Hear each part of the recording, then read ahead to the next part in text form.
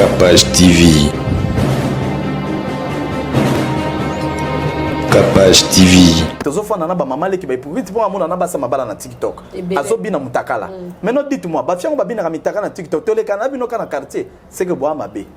Ah te boa pa mabe, boa mitema mabe, boa ba véritable hypocrite. Ya mutu ya makasi nga motema ezoko lela ndengo lobi makamezo le kana TikTok. Na moni eza liwa, likamba liwa tokoki kolobela mabete. Likamba liwa tokoki ne kolobelo etali vérité. Muta kompesha biso tolo ba vérité te. Na yokaki bato bazolo bana liwa ya mwana mwasi wana bazokumisa me na meki kota ba vidéo na ye. Ezalaki ba vidéo moko un peu édifiant, un peu. Donc eza pasi na âge na 20 ans ba empoisonné.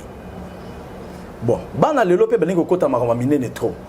Bana lelo balingi koyoka te. Bana lelo balingo kota na babiloko mususu ozo kota poni te kota na TikTok ote ya bato. Vraiment. Poni to kota na TikTok opesa bato conseil. Mais olingi okota na TikTok obina kola kisaka biso sima na yo siko tango to botambola seke ba fie belé baza ba hypocrite baza kolia ba farata ba matière wana ba nye bazolia ba nye ba olia kaka. Vous savez, arrivé à un certain niveau il faut citer chaque chat par son nom pour mutoka message balia ka ba nye na ba kaka siko moi c'est zolia nye na kaka esprit mabe bandoki na ebisaki mibali boke ba peut-être mbandano ezakambwa. Il faut faire attention. Bazolia farata farata makasi. Ya mwana poke ko bwaka ya mwana. Bazakolia. Le koso leki ce n'est pas seulement nos filles ya Congo mais c'est monde entier. Surtout l'Afrique. Noir. Souka. Et ça va pasteur na ba fionde ba jouer rôle moko. Ba pasteur à mabe. Bangonde ba obungisa ba am. Oh bato bazobetela maboko pasteur impudique bozo clamer pour naye un impudique au monde peut passer musa leki alobeli bo ane moko frère omoni pe awa confrère na biso alendele a fundi ya Denis alobi en tout cas ba sai na nzambe de bana sima makambo yo ya kokangisa ye na ayebite so bazolukela yini yoko ke oloba nini pona mambo na ko loba ba funda na bien ba funda na bien bo kangisa na bien mais arrêtez votre distraction. Na ba TikTok ma mobile on en a pas besoin, on a besoin batou ba teyama bazwa misala bazwa ba délivrance c'est ça ba pambolama mboke bonga ba vie na bango ke neliboso nkola se manifester bazwa bisakoli avec précision ba moni kokisami arrêter avec Patrick ba imba kangisa ya boya boité ya distraction batou baso ko bato na li feleza ba pasteur d'abord ya mabe tozo perdre ba âme tozo désorienter les âmes maté ya mabe parce que maté na biso ce n'est que l'amour du Christ on ne prêche plus de ça. Matéa na biso et désorienté bandimi. On doit reconnaître ça. Matéa to memi ya mabe. Ba passer même matéa oyo ozo pesa mbongo na mabumu ya mibale oyo ozo konvoute ba bato. Si du moment mutamona ki mukongo nzambe mama Cynthia. Nzamba frappé ki abi okote le sukana te c'était Moïse. Moïse a moni nzambe face à face. Moïse a sonné nzambe. Yo kutomona tali nzaka nzambe te. Mais bozo ko se permettre ko sala ba buzz. Yo un pasteur o sala ka buzz. C'est grave et puis bo distraire bato. Faites attention. Bozo orienter peuple de Dieu na rue. Bana 7 ans, 8 ans, lesbiennes. Makambe comme obe bana mokil. Papa fungola misu. Okende ko songa ka lobby. Donc un père qui sort aujourd'hui rentre demain. Moi n'a pas yeba. Papa il est sorti. Il va rentrer à quelle heure? Non, demain. Et belé ba baby sa bana. Mais biso en Afrique, na culture na biso africaine, makambwane zalaka te et puis sa abomination plus c'est la sorcellerie. Donc il faut faire très attention les parents d'aujourd'hui. Même en Europe, il y a des parents qui sont des chrétiens. Ils doivent veiller sur leurs enfants.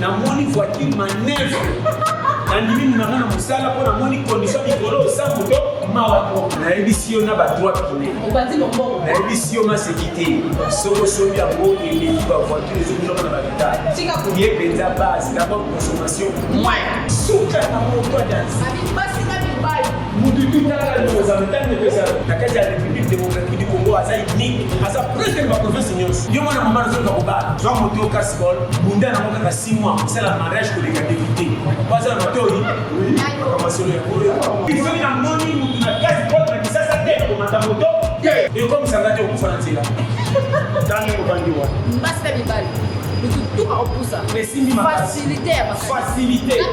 Et puis Dora. Vraiment et les Kelinga. Na mona na moto et flatenga. Au bandalelo na tiki makamai na comme na moto. Et puis moto ni casse-toi. Oh toi je kanata des Chinois. Jeune garçon qui kokola. Tika makamba gauche droite. Oh te boulot ya boule. Combat de bon biso te moto ya boule. Et puis nous moni amour. Les ana modèle pour sachet internet. Oh toi pour ça moto yo kanga. Les ana ya 3 pinets. Mais 2 pinets. En plus là aussi quelqu'un na 4 capitale. Les ana croisement qui boga ça. Na barungu. Numéro combien? 33. Voici na prix ya bien. Et simbi na ngala. En tout cas tout yo. OK. Vous êtes à Kinshasa, à la recherche d'un cadre au confort moderne pour vos séjours? Une gamme des meilleurs services pour votre entière satisfaction vous attend chez Hosanna's House.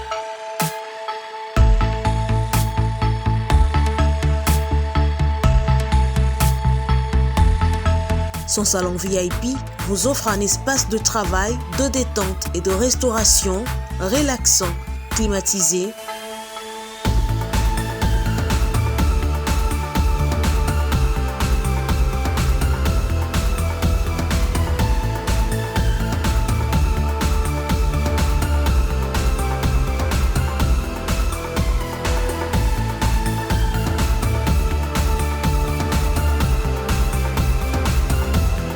et ouvrant sur un balcon qui vous offre une très belle vue.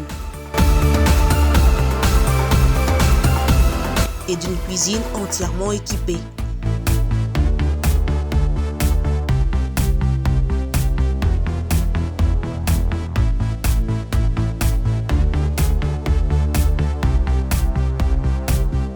Sublimez votre séjour chez Hosanna's House. Avec nos chambres confortables, lumineuses, élégantes, donnant accès à une salle de bain bien équipée, contactez-nous au +243 99 24 46 090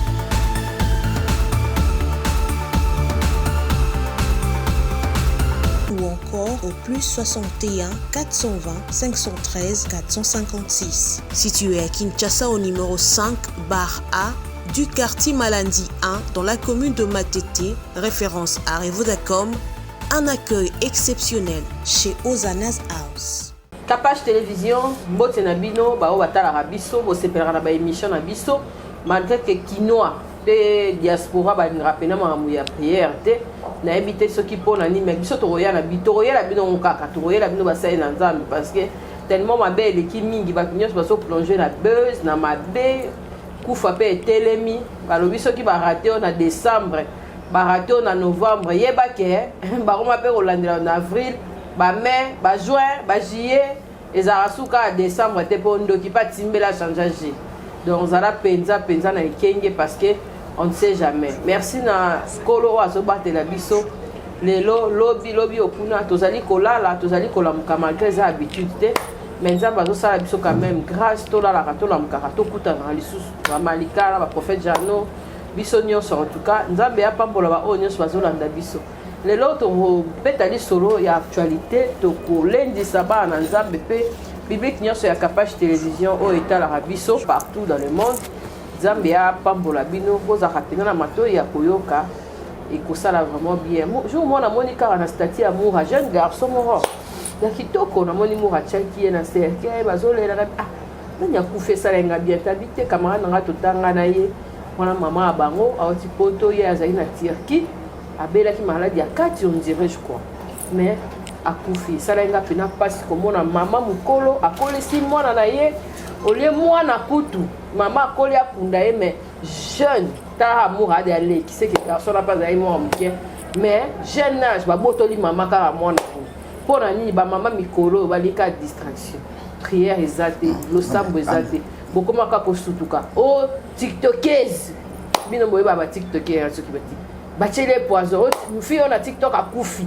donc on est ceux qui en est pour pressentir mango et ceux qui n'est pas en ordre de la poison comique pour misato lobaka bo bombaka kitoko na bino bo bombaka ba bien na bino bo bombaka o bino bozana ngo parce que hormis bato batala rabiso hormis bato tozala bango na bandako tozala famille tant yozo mikumisa yeba ke mwana male kaza noko aza oncle azali yaya azali kaza motema na eza ya bato nyonso te yeba ke ba grâce na bino pe botanga na bango kala ba connaissance mususu donc tant yozo kaisa yo bazo mona ote est-ce que ozo mi boba parce que tant bozo ya na public wana boyeba ke biso bato tozala population po biso tozala populaire boye il faut que mi bangisa ko mi lengela ko mi bomba parce qu'on ne sait jamais moto na nzambe ke bana boto prédication dans une série baloba to bandana lo sambo et puis to bandana mamna biso to yelilelo.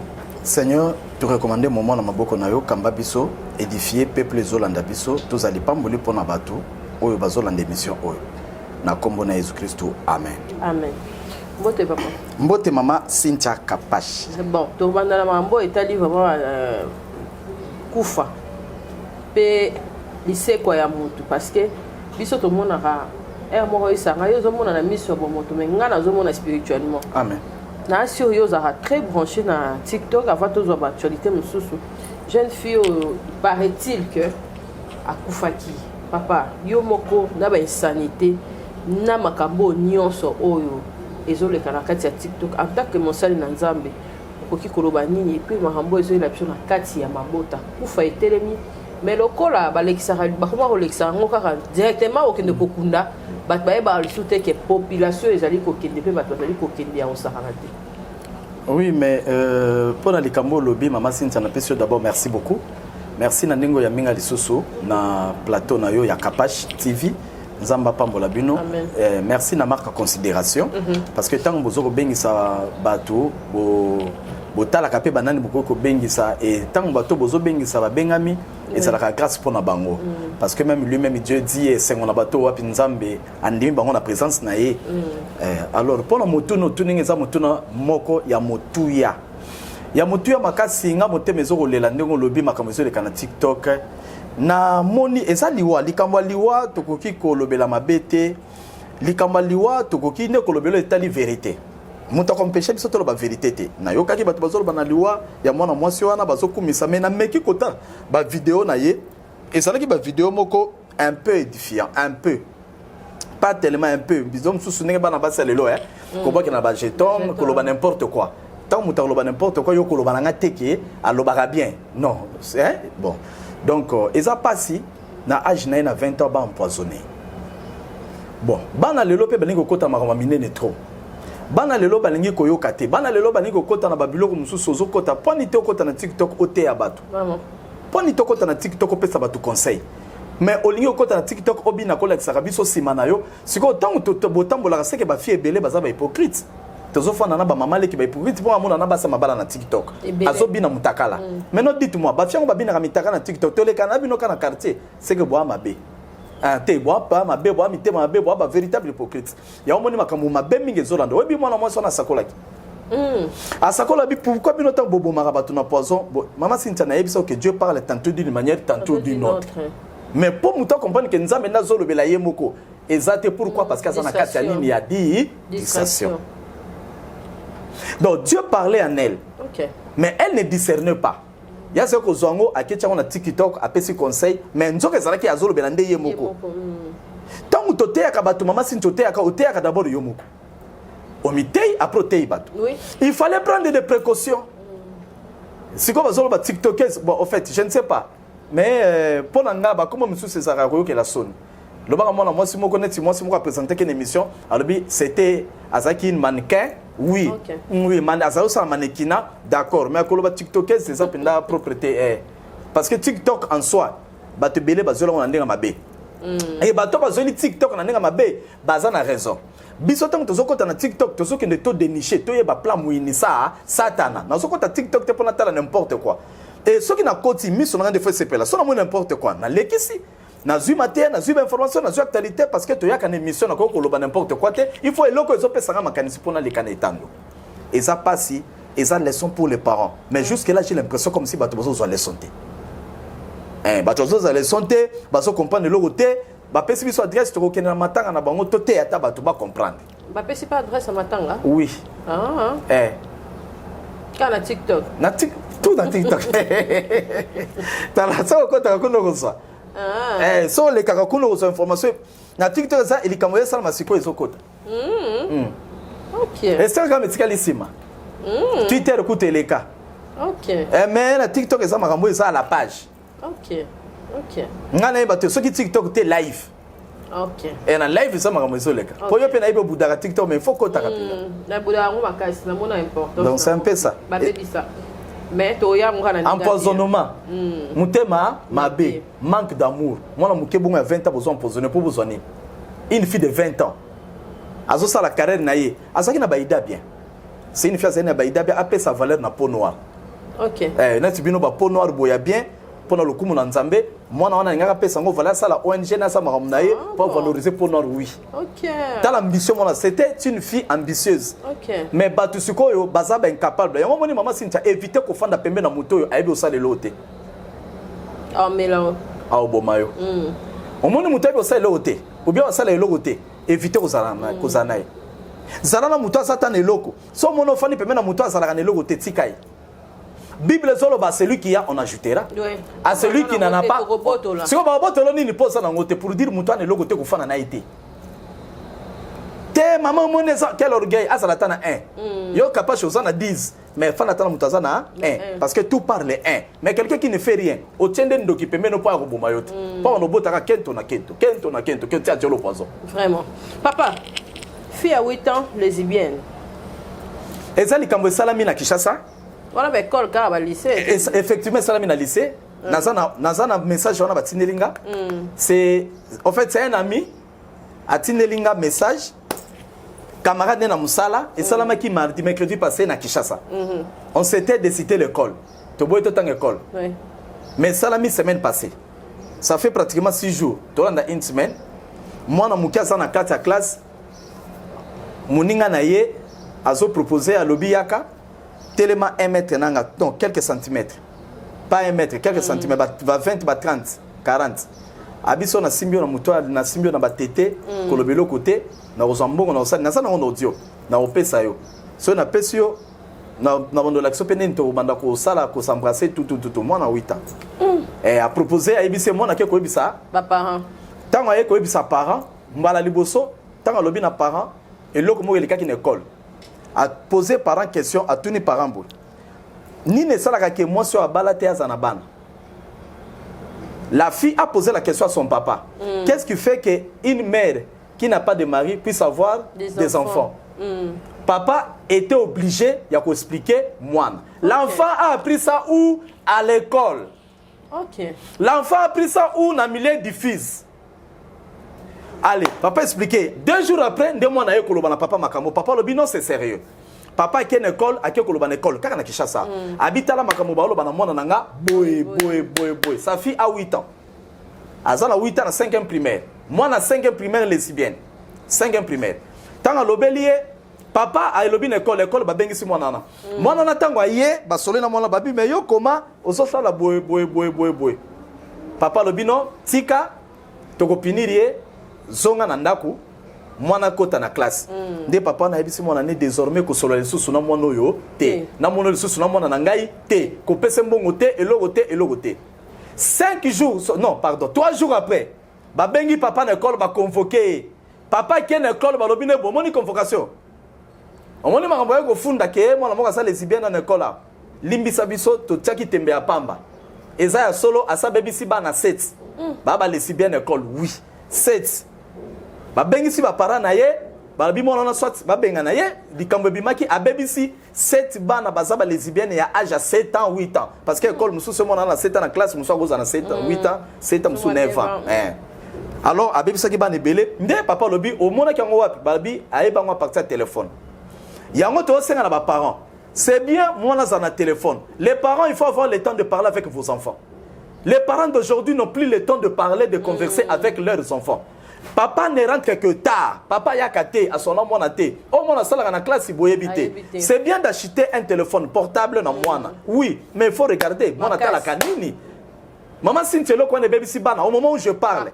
Plusieurs bana na ba école to cité kaka en Afrique, baza ba lesbienne. Na poto ko neza musana bango. E belé ba baby sa bana. Mais biso en Afrique na culture na biso africaine makambo wana ezalaka te et puis sa abomination plus c'est la sorcellerie. Donc il faut faire très attention les parents d'aujourd'hui. Même en Europe, il y a des parents qui sont des chrétiens. Ils doivent veiller sur leurs enfants. Bana 7 ans, 8 ans, lesbiennes. Papa fungola misu. Donc un père qui sort aujourd'hui rentre demain. Moi n'a pas yeba. Papa il est sorti. Il va rentrer à quelle heure? Non, demain. Et ça passe. Vraiment. Au moins il peut imaginer papi. Monsieur Babio a confié en Cuba, monsieur habité à Zana. Il y a papi wapi? Oh babeta qui pour moi il y a 15 ans. Bon, nayoka ki batu bazoloba, moi na 15 ans, oh ba kanga ki na moi na 15 ans. Oh fana na diva. Ye wana leader. Ele kaka. Wala leader. Siko bon, moni makambo nazo bango. Monsieur Babia ça 20 ans, monsieur Babia. Non mais non. Soit bon za kama dia papa. Yes. Maman, ceux qui moi na 7 ans, 8 ans lesbiennes. Et bon, c'est quoi moi na 15 ans. Donc pour moi na ketere bizarre, moi na 15 ans ceux qui a maîtrisé papa, hein, papi en agini. Il y a papi babi 49. 49. Ceux qui m'ont 15 ans maîtrisé 49. C'est qu'abandon imaginer. Ils ont participé mawa. Abandon gêné. On est ça comme makambo ils ont kende. À maîtriser ou à maîtriser. Maman Cynthia, ceux qui m'ont 15 ans ça moi on a 15 ans à maîtriser papa, à maîtriser. Et puis pakafandi on dirait soulager benako. Tala batu bakangi même pakazo pe moni samakol. Somo mutafano ni samakol 5 atish konani. Kirida. Donc il est d'accord. Donc une fille de 15 ans a maîtrisé tout un père de 49 ans. Vous voyez un peu? Maman. Non mais la fille vient de loin. Ngana mona fille moko afani na mutuka liboso amemi soso mobali babenga ke le coq. Bakangie basinga soka sadi koko. Ngana fani na sima fille wana paniquer chauffeur nga sala accident na ma campagne na station ma campagne. Ba papa basena sima bagangi fille mukolo babiyo. Soso zo banga boko ba tato bo memaka bo banga kate. Donc soso moi la lengi. So pero bo memaka 80 bo banga kate. Donc pour dire que bana basala ba entraînement ba coachama oh yana to eza misala mabe. Vraiment. Eza misala mabe, c'est la sorcellerie, bato bazo bimana bana bato 15 ans. Baza bandoki oh l'état soka zui foka tele tout makasi. Ngana ko permettre jamais ça lokwa bimina mwana nanga parce que ma fille azo atteindre aba âge wana. Ma fille est née. Siko yebisanga mwana nanga ya 12 ans, 13 ans, 15 ans abimana papa 49 ans. Wana naebi eloko na ko lobate. Et ça passe d'où maman Cynthia j'ai compris une chose. Il faut aussi surveiller mutunyo soto azotika na bana nayo. Makasi. Ezala mwana mwasi bale si bien baza. Nani atika la kana mwana nayo? Nani atika na mwana nayo? C'est ça. Nani azotika na mwana nayo? Donc c'est un peu ça. Vraiment. Tous on continuer ba influenceuse. Ba comme payer là, ba zo continuer car ba on va na TikTok. Ba on est ba linga pendant des TikTok. Maman si ba influencer ba nani? Ba toilette portative, ba fille influenceuse. Kaka ba moko na ebisa ki mibali boke ba peut-être mbandano ezakambwa. Il faut faire attention. Bazolia farata farata makasi. Ya mwana poke ko bwaka ya mwana. Bazakolia ba farata ba matière wana ba nye. Bazolia ba nye, ba olia kaka. Vous savez arriver à un certain niveau il faut citer chaque chat par son nom pour me donner un message. Balia ba nye na ba kaka. C'est que moi c'est zolia nye na kaka. Esprit mabe bandoki. Barabu batute nga de naissance bango na linga bango te na yebi tina na yebi origine na bango ya mo na TikTok batamayele balobi to yebi bino bobota na lignée ya on comprend ya systématique ya mo moni ba ko reproduire kaka boy le coso le qui ce n'est pas seulement nos filles ya Congo mais c'est monde entier surtout l'Afrique noire souka. J'allais un peu détailler, on va parler sur ça, sur ma fille influenceuse. Et ça, passer la vie à passer. La vie à passer. D'abord, ce total mot influence, c'est ça psychologique. Influence, ça veut dire quoi? Yoka, influenceuse. On appelle ça définition à influence. Moutas influenceuse, ça veut dire ceci. Influenceuse consiste à œuvrer dans l'objectif de faire adopter un point de vue à une autre personne. Okay. De faire, au sein de l'okomoko, au faire qu'on dit misamutu par force, oyoyo salaganini, au salaka. Or, qui dit moi dans Nzambe, bakoki ko influencer jamais.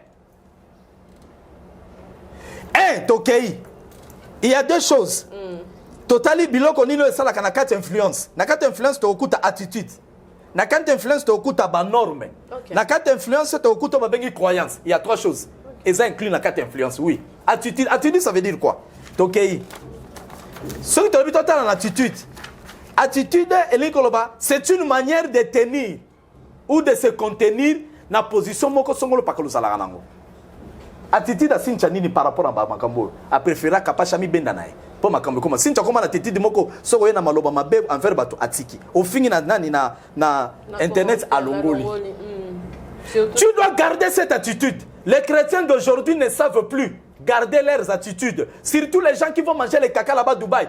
Plupart, ce sont des chrétiens. Ce sont des gens qui se disent Nabanga Nzambe. Or, c'est faux. Mutabanga Nzambe, il faut attendre la attitude, attendre la norme, attendre la croyance. Amen. Attitude nzani par rapport à mpia ke koti na mboka. Attitude na fio nzani par rapport à mpia ke koti na famille na ye. Attitude nzani par rapport à papa bango ndenge musale kufa azanga même mbongo ya kokanga suki. Attitude nzani ndenge ni soka moni baninga bazola ta bien tant que moi si yala ta bien te attitude nzalaka nini. C'est ça. Attitude ya nini. C'est ça ce qui tue aujourd'hui. Or mon Christ, il faut une attitude on atangi. To qu'est-ce que Balobi, on se contenir selon la parole de Dieu. Qu'est-ce dit la parole de Dieu? Aujourd'hui, il faut savoir les normes, les principes. Normes, ça veut dire quoi? Les normes, c'est les règles et principes, critères auxquels se réfère tout jugement. Yo yana mamanzambe, les sali ils ont fait, mais pour nous pas molo ils ont fait té. Pour tant le monde nzambe et y a des critères, il faut mutatambola. Cynthia, pour mutatambola no bien on tout ça là. Mais oui, ba principe. Maintenant ba fait on a ba TikTok. Bon ben non, ba influencer sur influencer na mama be. Ba ça na biloko côté.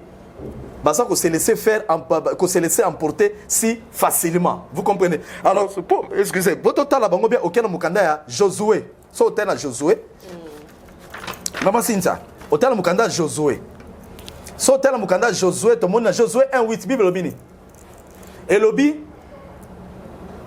que ce livre de la loi ne s'éloigne point de ta bouche. Méditez-les jour et nuit pour agir fidèlement et loyalement. Fidèlement, selon ce qui est écrit, en fait qu'on soit succès. Amen. Ou agir mais fidèlement selon ce qui est écrit. Mais ce qu'on biso lelo, selon devant l'ikamu. To chaka loba na nzambe na misala te. Batu na mpiaka bazo ke nokolia kaka. Mama Cynthia muto ke nokolia kaka. Ba fi aboba da ba fi mabe. Na beglise soko lobi na nga prophète sakola na ko misabe na ta de balia kaka me baya ko pesa bo franda bien. Banda le longa soko elingo franda makasi mwana mwasi. Il faut na landela ngo. Euti na kaka ou bien na mbwa. Ou bien te Mama Cynthia to solo la te. Unité de production ba passer to lia rabiller. Mama Cynthia okolia ne loko balia kate. Okolia ne loko balia kate. Donc, ça passe si n'a pas fait influencer influence sur les amabe, influence sur les cadre psychologique social, et ça influence sur les bébés sabatu moral, sur les ça touche le psychologie. Au moins la psychologie, influence et où la psychologie. Et ça mot psychologique. Moutazo ba influence tout naie à quoi que c'est un mot psychologique. Or c'est que psychologie est touche à la psychique. Or psychologie tamolande mona bunzambe na âme. Donc ba fio ba ça ba influence ba diable. Ba diablesse ba ça ko influencer âme ya banza ya nzambe na perdition. Ba ça bato diable ça utiliser le diable qui tina Dubaï. Dubaï et ça ko se manifester na minute comme ville satanique. Batini mbongo ba tiempia ke kota na mokili. Batonga kuna ba mbongo comme ça le kola ba échouer ko boma batu na Covid, ba récupérer même ba âme d'une manière ou d'une autre. Ils cherchent à récupérer les âmes de Dieu. Tant boké kuno lié kaka 1. Ou influencer ba tebele ba kei, ba koti na lifelo et pas diable 2. Au baby si milimo ya batu. Bazo jouer rôle ma be makasi et ça ba fier ko supporter te. Au légisa la délivrance. Au compte sa retraite à 100 jours. À 5 pena fani bon nzala. Comme ça mon mener sa délivrance. Donc et ça va pasteur na ba fionde ba jouer rôle moko. Ba pasteur à mabe. Ba onde ba bungisa ba am. O ba to ba zobetela maboko. Pasteur impudique bozo clamer pour naïe. Un impudique. Au moins peut passer musa le kia lobele bo ane moko frère. Vous êtes pareil. Ba ane moko. Allez, na ba to ba so konta ba to na li fele ça ba pasteur d'abord. Ya mabe tozo perdre ba am. Tozo désorienter les âmes. Maté ya mabe. Parce que Matthieu, ce n'est que l'amour du Christ. Oui. On ne prêche plus de ça. Matéa na biso est désorienté bandimi. On doit reconnaître ça. Matéa to memi ya mabe. Ba passer même matéa oyo zo pesa mbongo na mabumu ya mibale oyo zo konvoute ba bato. Tango ba passer ba ye bazuna ba fille oyo bozo mona ba fille ba ça très dangereuse. Pe ba za ba fille ko pamela na kanda. Bazo désorienté ba am comment que ne olia kaka. Et puis ba raba ngo pe ba oseka. Bozo ata bomba nkole utakuna pene panza ville wana. Tu as besoin ville wana, tu as besoin ville sur les paradis. Amen. Ville sur les alola. Maman Cynthia, pardon. Mon gars, on a Dubaï. Na oboya voyage wana. Na désolé. Na oboya na leçon na ba priété. Té. Bon ça ezara ba yolia farata. Té. Ba jeune ba cité. Té. Mais ba tu ba sala na mo. Mama muyaka moko afingisa ba yaka nyoso. Ba fi yango ngala ba nomona na Kinshasa fi tout Dubaï na fond. Et puis soki ba uti Dubaï, to monaka ba marchandise té. To monaka ba conteneur té. Ba yaka ça ba uti Dubaï. Té. Ah maman Cynthia. Tu capete. Photo. Papa Joe. Na babato. C'est sérieux ce que je dis. Moutou soka uti Dubaï eza ndenge toyoka kabino bolobaka. Eza place à faire. Ouais. À quel somba? Il faut la marchandise. Si on va la marchandise, na libumune ba ko. Marchandise. Ba la roba moni. Maman Cynthia. Eza passé, n'habité, n'habi maman langa, aïe sabiso, maman langa kuna, bayaka na nini? Bayaka na nini? Papa Joe, bayaka na nini po mutu sorti Dubaï. Ba photo te, mutu sorti Dubaï faut na conteneur. Soit mutu kanga lebi mutu alongo kin na kioso ma mutu. Et bele ba somba. Na te soka na mutu ka na kin pe mutu ke comme belé. Na habité ba no sala ba faire nini? Donc c'est même ça. Vraiment. Tout le monde ici Moussou soit bimi on a zaki en relation 2 ans, na pasteur Moïse, Mulunge. Na plateau à sala bonté motonzabe explique ça. OK, les autres commenter. Té, il faut chaye baluka biso. Té, photo bakisa. Bakisa, yo bakisa kana hebi force. Ba sala bonté. Yo a force. Voilà. Alobinga aza en relation, na sali relation à 2 ans na Moïse Mbiye et tout assez raconte na si maman ba gris mais en tout cas yé pena to boye. Bon, omoni ngana habité hein. Et ça ba comme ko zo ba courage de voir ba sai na nzambe pe légèreté to ngeni. Bon, problème est ça comme moko, est ça que bateau yo, na bisa ko ti diable a préparé catégorie à bateau. Oh ya so ko tsana distraction. Catégorie à ba pasteur. Bazana distraction. Est-ce que le Cameroun ne peut pas passer le Obino bolo va passer à ma revenir quand ba même bateau. Donc et ça bateau ba okota bateau na distraction. OK. Bocha ba ngona no pembeni. Ba fa na pembeni. Moi ça on pena, obi que maman Cynthia mutu musu Nathalie ka face na yo. Obi ka okosa. Net ye face na ye. Té, elle comme face kaka. Bon ba opeshi ba so mi sabatunde. Mais oui, attitude. Merci. Obi la attitude.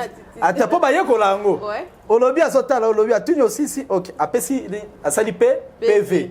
A commis mais oh commis kuna oh ya moni ngana osala PV nanga verbal te akosi makasi et comme on dirait bah comme sakana biso hein il se moque des gens hein distraction ba sakana Cynthia ba ko tisako na makambo ba binini ye ba bato ambisi ye faut ba recruter ba pêcheur hein ya libongo tozo kipete mambo ebela tozo kipete ngana zo mituna question moko po yo na otuno te so na te lo biyo mituna na nakotuna liberté zala Maman Cynthia ministre ya pêche azana mboko élevage ka yona pêche élevage na tuni ministre élevage azala na yo kana pété hein na ke pêche élevage azala OK on déjà la grave bongo ya agriculture ka yona mboko basangisa te est-ce que bazana mboko bazali pêche ministre ya pêche azala mboko ouais ministère na zala boulevard sina kenda na kenda déjà après ça fait rapport bambisi bakote ke belé na ça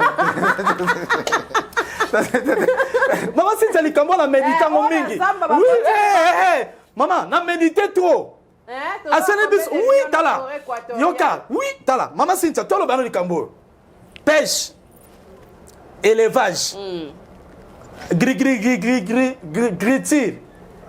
nyonso to wana ndenge olobi papa agriculture sikoyo mama ealambo sikoyo nalobi musala bato ya élevage pêche na agriculture basalaka ezalaka nini nga nazokota zando mikolo nazosala kota zando na observe na omona mbisi te ministre pêche pesa ba bateau pesa ba idée pesa na tolo bambisi tozala mai en Afrique o ezala ba poisson ebele ministre pêche musala papa Djokuta Seki na tuni miloko na ministre pêche bolo beleza nini fleuve kaka somo et comment ba individu ne ba yela biso mbisi ama e comment cher au moment où fleuve yo feli ya biso ministre pêche akendeke bobenga nini so ministre voyager ba pesa frais frais de mission akendeke mission ani frais de mission maman Kapashi akendeke ko frais de mission akende ko frais de mission ya nini akende ko négocier mbisi ya awa ya boy distraction total nzamba sala kwa osana mboko yo tozwa délivrance nga eloko na ozela ko élection ezate po ezala batu faut to sanctionner élection pendation élection ezate toyebaka nini ka tosala élection po esimba te souffrance eleki esimba te kane te otoka boye il faut basile ata 4 et 4 on ozofuta pete po ekotika na cadre ya on comprendre frais d'émission so ake frais d'émission na nini frais d'émission ko ya bambisi ya minganza en tout cas toke siko na élevage boko contrôle exacté élevage siko ya nini yande ba individu osali mo libulo boki bambi kolo ba bijo ayibisinga nini ezofuta élevage à moi. Et futa wapi? Barobi kula kwa télévision plutôt luka moi espace. Donc écoutez, nelo kwa soni, maki tozolia. Babiso. Maman, biso ba place to colonette na balubumbashi kuna, to beti baturu bakasumbalesa. Et ana soso moko mututu akola lumbashi yebi na bato ba bien pondeuse. Pondeuse, biso lia ka kuisite kuna to yebi ne pondeuse, Omoni ba pondeuse, ba pondra ba maki. Taba maki minene, maki ona ba kolisa ngona ba, ya loka souffrant ba couvese na bato, ba tchaka ngo na minda bazokola. Kalezala ki bon babe ngo groupe Lito Moboti. OK. Bazo bokola nde ba soso. Na kisasa ezapi. Na kini bozobe yango nini? Ekufa soki na ipen. E kenda api. Menga na za surpris na moni maki ezobimisa de soso. Ba chinois ba osala maki batubi tonga yango te oteka na Congo. Où allons-nous na mboko? Où allons-nous? Maki pe o maki yango na moni soko somi maki ana dikosi maki ana dikosi tala ba maki amigolo so simero maki ezalaka ovale boy mais maki amigolo ezana dikosi moni maki moi ovale moi dikosi bimi yeba ki ana débat na so terme ma passa est-ce que lui qui me sali passa Maman, est-ce que lui qui me sali passa maki zo ta musika nzete ya maki ko respirer mais ba tambu sa ngona boulevard bazo buka maki na nzete ko beba mais bazo eza pasi na mboka eza pasi yango moni bato ba komi toyela ona nini toyela na politique yang mama ya makambo il faut basala nzambe to telemela non oui moto na nzambe tozo continuer to moni pe awa confrère na biso Alendele a fundi ya Denis alobi en tout cas basala nzambe de bana sima makambo yo ya kokangisa ye na ayebite so bazo lukela ni yoko ke oloba nini pona mambo na ko loba ba funda na bien ba funda na bien bo kangisa na bien mais arrêtez votre distraction na ba TikTok ma mobile on en a pas besoin on a besoin batou ba teyama bazwa misala bazwa ba délivrance c'est ça ba pambolama mboke bonga ba vie na bango ke neliboso nkola se manifester bazwa bisakoli avec précision ba moni kokisami arrêtez avec Patrick ba kangisa ya boyabo ete ya distraction na ye pasteur na muto afundie ba distrait bazo distraire batou na ye pasteur wana tangi kombo na ba distraire à haut niveau et puis moi en tant que pasteur j'ai des limites. Il y a certaines choses on a ko lobate pe ba étape musu na ko franchir te. Si un homme de Dieu comme ko le kakuna c'est que comme serviteur ya diable. Répands-toi. Trop c'est trop. Répands-toi. Les gens sourient. Les gens rigolent. Mais au bien pacte de ça dans le monde ya Nzambete. Dieu n'est plus d'accord avec vous. Ces hommes de Dieu là, Dieu n'est plus d'accord avec vous. Si du moment mutamona ki mukongo Nzambe, Mama Cynthia, Nzamba frappé ki abi okote le soukanati, c'était Moïse. Moïse a moni Nzambe face à face. Moïse a sonné Nzambe. Yo ko to mona tali nzaka Nzambe te. Mais bozo ko se permettre que ça la ba buzz. Yo un pasteur o ça la ka buzz. C'est grave et puis bo distraire bateau. Faites attention.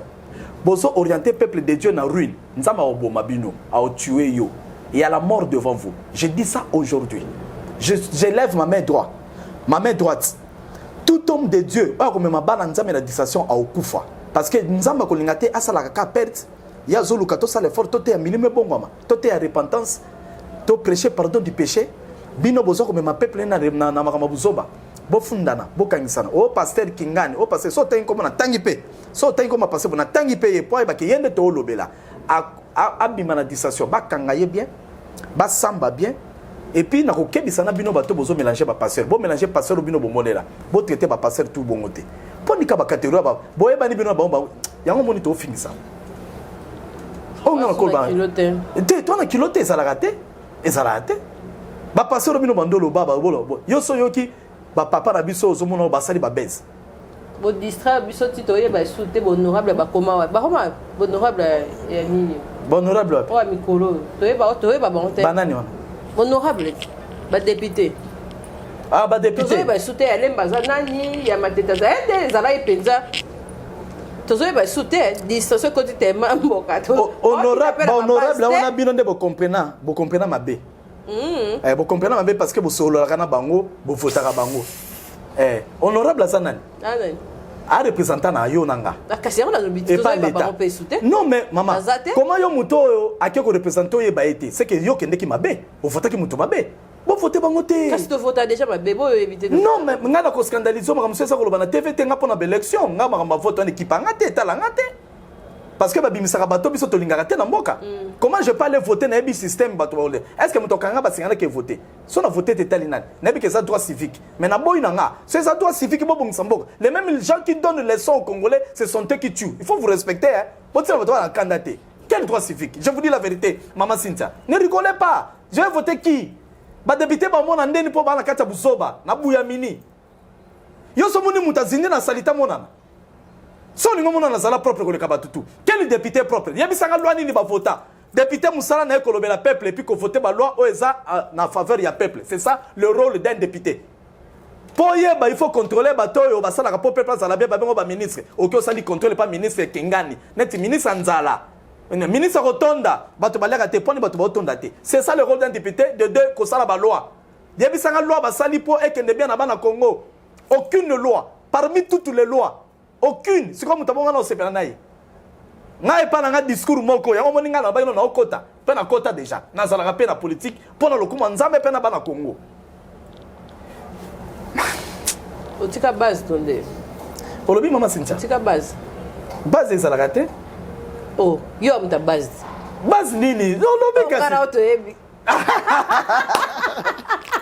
Mama Cynthia. Base na ngai. Base na sala la prière. Mama Cynthia, on va passer la prière. Base na ngai, mama Cynthia. Na sala la prière na base. Te yo kate, mama Cynthia, na sala bana yo. Place na sala la prière base na nga. Mais yo yebi na makambo mususu te. Base bomi mboka. Tu vas faire la naïe là, peut-être que yango. Pona lipango yaka mama na yaka malobezali totambola kati na bonzambe. Distraction eza na mboka. Ba konza mboka na biso ba bomi congolais. Liwa ezabo chance congolais na cercueil te. Liwa ezali bonyoko la congolais. Liwa ezali botika biso na vie ya pasi. Pe bozolo bolo beloko te boza ko s'enrichir. C'est ça la mort. Congolais ça koufi. Mais si un congolais azo pema démocratique. C'est la grâce de Dieu. Qu'on se le dise entre nous, maman Cynthia. Ils ont tué le pays. Incompétent, c'est mon ami. Dans son amour. C'est ça. Oui. Chrétien, moi, qui t'aime. Il faut la puissance de Dieu dans son amour. Tout le monde est recueilli. Mais la puissance de Dieu dans son amour, toute cette distraction, maman Cynthia. Tous autres la distraction, toute l'inganité, tous autres ça, tout le chrétien sans Dieu. Il y a des chrétiens, mais sans Dieu. Il y a des pasteurs, mais sans Dieu. Or, tu ne peux pas avoir Dieu et sans amour envers son prochain. Amen. Car Dieu lui-même est amour. Moutaliboso aza sans amour. Toza makasi ya koloba ke toza pays moko hospitalier. Oza nanga? Hospitalisation ça makasi ya ba Congolais ba hospitalier ba ba ofana na bato. Mais Congolais a de nature mutema mabe. Et bani na bakonzi. Mitema mabe. Alekititi na petit peuple mitema mabe.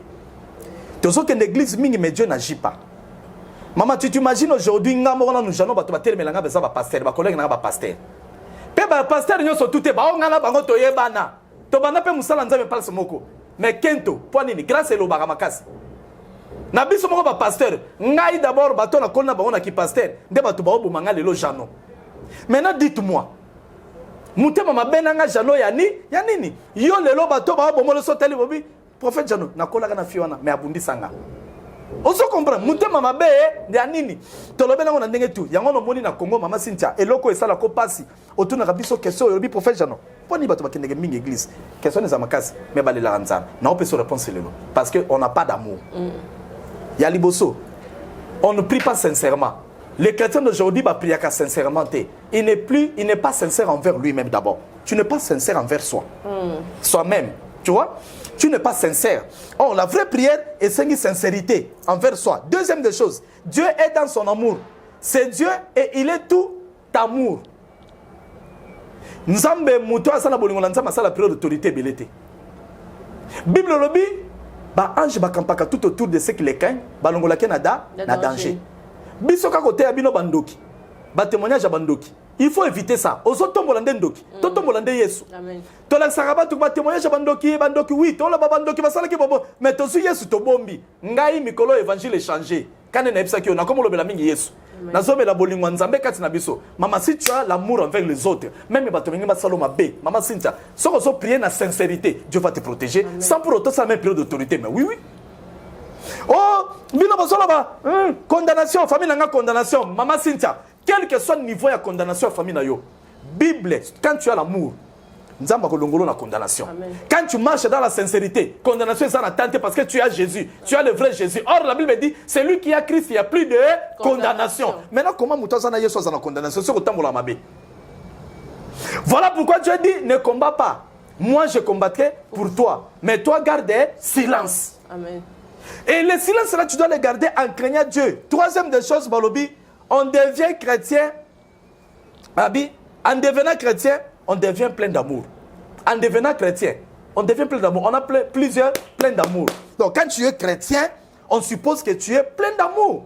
Si vous parlez en ligne, tu comme on sabatu combat. Maman Cynthia, laisse-moi te dire 2 minutes. Aujourd'hui, tu vas comme forcer bénédiction, prière à 100 jours. Nous avons péki singango. Ba prière non Jano, je ne suis pas là. Là vous forcez. Or pas nanga na pesa ka facilement. Mais boto sa maloba nangai. Boto mona na kobanga ngai. Boto sa ba principe nangai. Jano na kotambola na bino. Je connais un musulman na ebi mutu. Abongwami. Baluka excusez-moi sale mabe. Akute na Yesu. Yesu a protégé. Maman, Yesu a ko sala ba beto masa se quotité mais sans ça appelé l'autorité. Combien de bato sali accident kufité. Asana accident avance. Pardon. À cela qui prend d'autorité avant l'accident. Ayeba qui a reçu l'accident.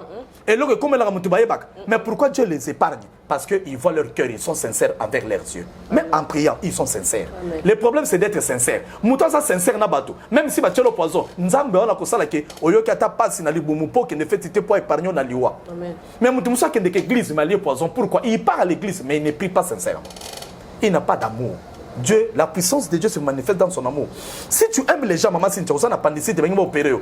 Pasteur, mais Dieu est juste dans sa justice. Ok, au comme un hôpital, vous savez le Seigneur, au loba qui, il faut le bali loba. Oza guérisseur, au biki saka. Na bonde li longo la maladie.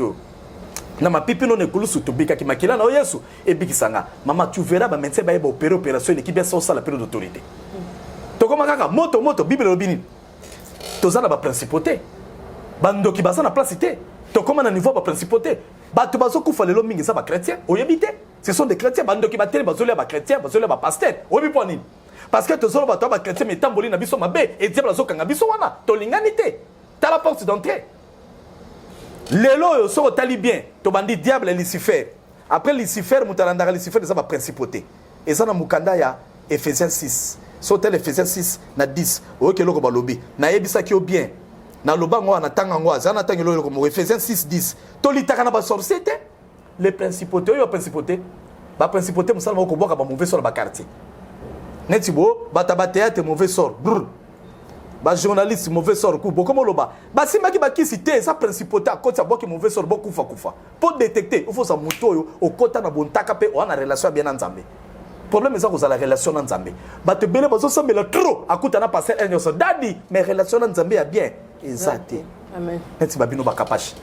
tala toke Ephésiens tanga Ephésiens bana nzambe bolimbisa lilobo na bike to se retrouver ebelé yoka Éphésiens chapitre 6 verset 10. Au reste, Éphésiens chapitre 6 verset 10. Au reste, fortifiez-vous dans le Seigneur et par sa force toute puissante. Revêtez-vous de toutes les armes yoka. Désormais, chrétiens, ba armes ça, mais il faut l'attendre. Armes en zanini, yoka nsini, prends l'autorité, tige.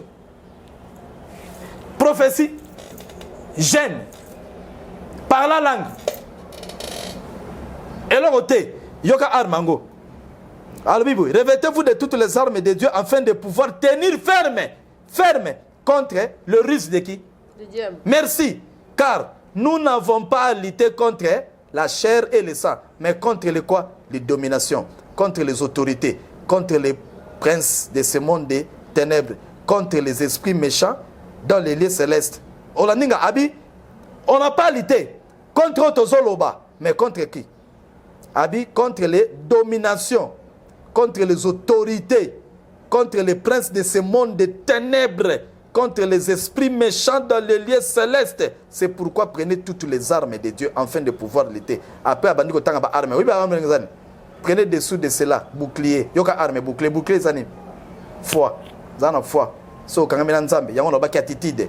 Yoka arme, arme, prenez aussi habit comme casque, chapeau. Et pour te battre moto balatak contre accident moto panzanate, flèche. Et puis on les années. So, tangi. Azor bani ceinture. Ceinture d'année. Ceinture des vérités. Batumingi l'occulter les cas. Moutako sakato. Monde a tenu les oreilles. Si tu as tamboula la vérité, il y a une cosité Joe. Botika na vérité. Ata basale lo kisi bobo kimbo se kosimbote. Parce que Dieu est juste. Oki ba arme na lobi. Bokan c'est une période d'autorité. Arme ba bita mono kana vérité. Zala na ba sandal. Sandal les azel et évangile. Tanga le lobanza mais mingi maîtrise la parole de Dieu. Quelle arme? Yo kan si période d'autorité ça. Yo une période d'autorité. Mais ba lobi occulté contre les dominations du monde des ténèbres. Mais vérité. Est-ce que Bolobio Ganga? On a déjà dit, après, Bababoyo qui va venir à Beli Cancel Hotel Badaï. Merci, Moutoula Nzambe, to comme Nasuka, to clôturer. Nzambe na lola pambola liloboyo, pambola batu balanti. Bako bako na miracle. Bamatisa bolingo. Là où il y a l'amour, il y a le miracle. Car le miracle réside dans l'amour de Dieu. Batu baye bako tanga parole, batu ba maîtriser liloba. Milimu ebeba kinkolo récupérer yango na maboka diable, récupérer yango na maboka bataba sciences occultes, récupérer yango papa na ba maboko abato misala mabe ba magie ya ba occultiste nyonso tout botola ba amo basi ba récupérer na nzela ba pratique ya mabe pour ba récupérer ba âme. Seigneur, on connaît to détruire ba force nyonso molili par le nom puissant de Jésus et que les âmes soient récupérées par la puissance du Saint-Esprit ba ya epana yonzam. Yonde osali loba, yonde osa vérité ya solo libela na libela. To pamboli chaîne o to pamboli mama kapachi pe batu nyonso o balande misona ba o bazaki na shima machine o baza ko travailler pour chaîne oyo ekendeli boso na kombo na Jésus Christ. Amen. Amen. Merci Olandi biso o sepeli na mateya, o sepeli na parole ya prophète Jano Bontongo, ozana besoin pe ya prière, o se retrouver na loba o na makambo o en tout cas benga la numéro to tche wana pembeni na ye. Et au sala vraiment bien au pamboli mosali na nzambe au sololi nyonso au sola numéro na eza na tutaka bon pour mutinyo satali biso aza na facilité à prière nzambe a pambola yo moto na nzambe. Merci beaucoup maman. Kende musika pour te ya mikito ko penza lelo yango na boîte ko tsona poti poto ya pokuna ko za ko de suka lisusu to ko ya lisusu yo dikaka il fait mettre. Merci. Il faut to ya wana oui. Merci na ba balandi biso en tout cas bo s'abonner bo partager bo kende na Carios chaîne na ala ndika na FK pembeni Carios tama na channel ya mikolo jo Azala Carios kuna basi baki vous s'abonner en tout cas et on sera bien nzambe ya pambola biso to kutani prochainement. Bye. Merci maman Cynthia na mille pambolena.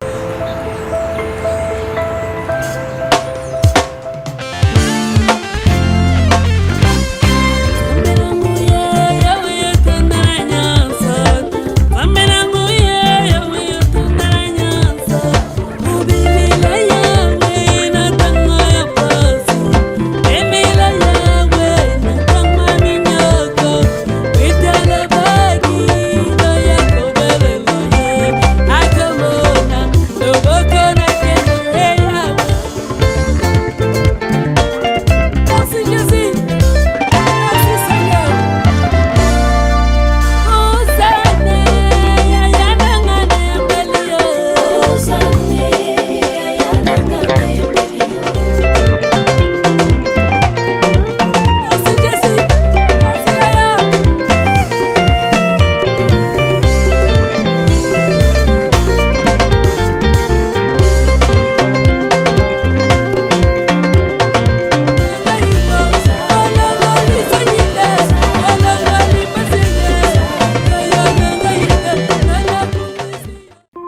with Rose vous offre ses meilleurs produits, des robes de soirée,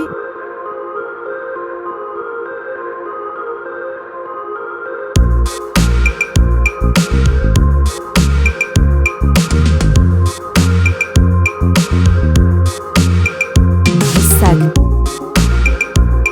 des chaussures, des perruques et d'autres accessoires.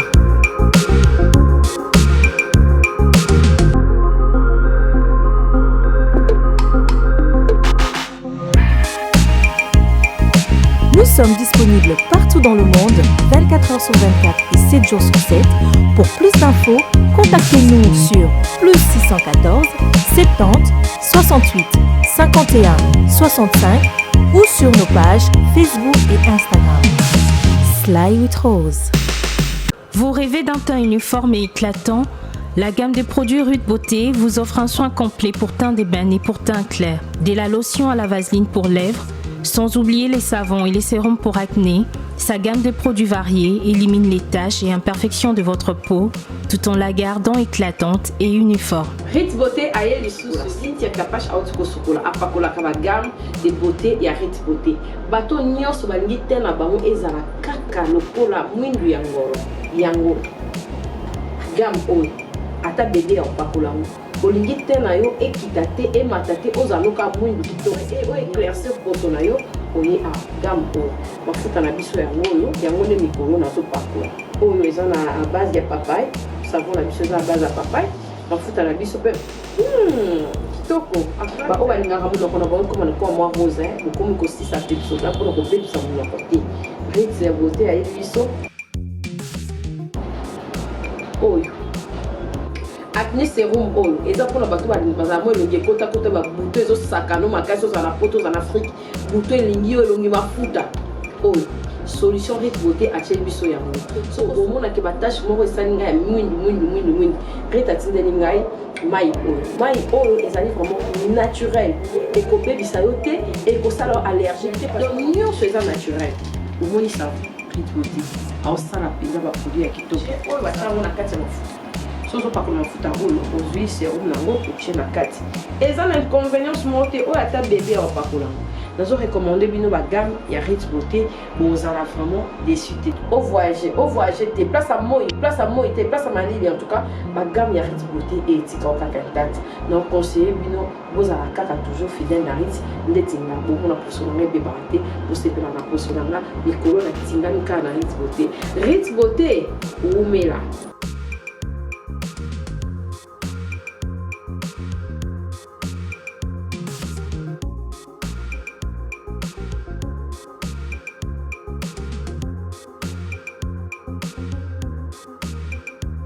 Utilisez-les dans vos soins quotidiens pour un résultat sans précédent. Fier de ma peau, fier de Rude Beauté.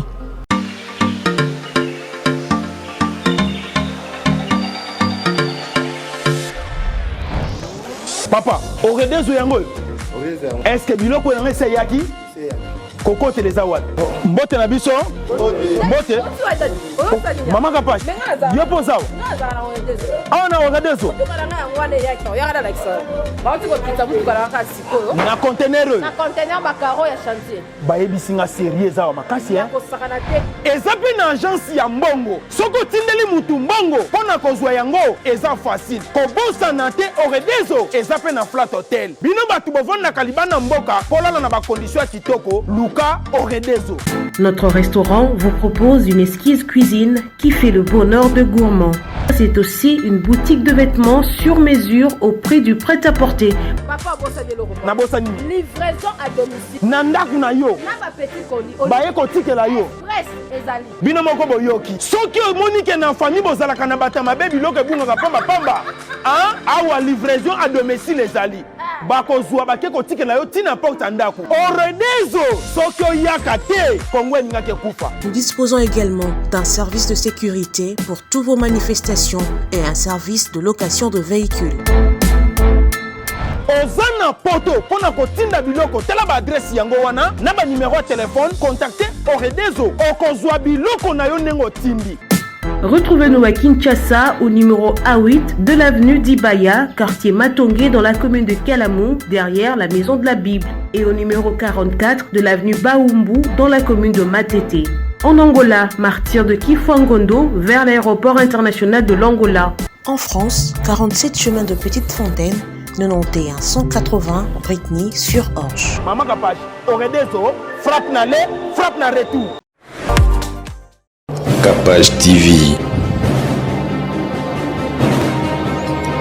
Capage TV.